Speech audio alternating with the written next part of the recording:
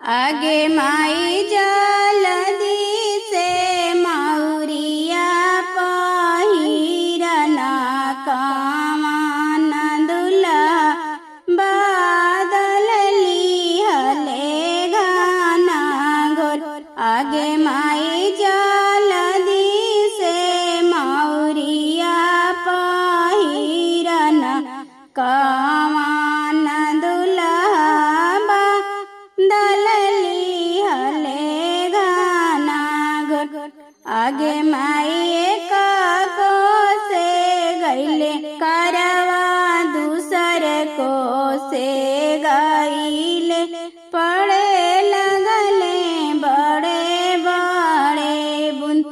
आगे माई को स गईले करवा दूसर को स गईले पड़े लगले बड़े बड़े बुन।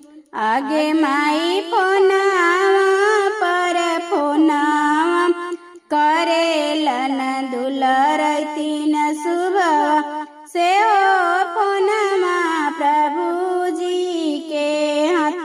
आगे माई फोनावा पर फोनावा करेलन दुलरती न सुबह से हो फोनमा प्रभु जी के हाथ।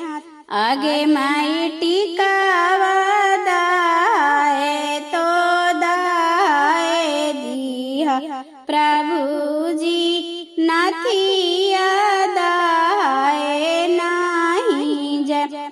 आगे माई चनावा दाए तो दाए दिया प्रभु जी हरावा तो लिया बचर। आगे माई हीरे टिकवा लागी पापा मोरा बिकलन टिकावा में गैलन झुरई। आगे माई हीरे हरवा लागी चाचा मोर बिकाई गैलन हरवा में गैलन झुरई। आगे माई फोनावा पर फोनावा करेलन कामना दुल्हा से हो फोनवा धनी जी के हाथ। आगे माई फोनावा पर फोनावा करेलन कामना दुल्हा से हो फोनवा धनी जी के पास।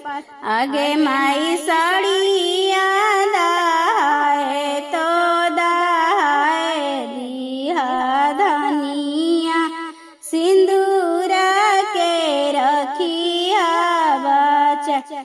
आगे माई लांगा दाए तो दाए दिया धनिया सिंदूरा के रखिया बचा। आगे माई हीरे सिंदूरा खातिर पापा मोर बिकाई गईलन सिंदूरा मिलले आना मोल। आगे माई हीरे सिंदूरा खातिर चाचा मोर बिकाई गईलन सिंदूरा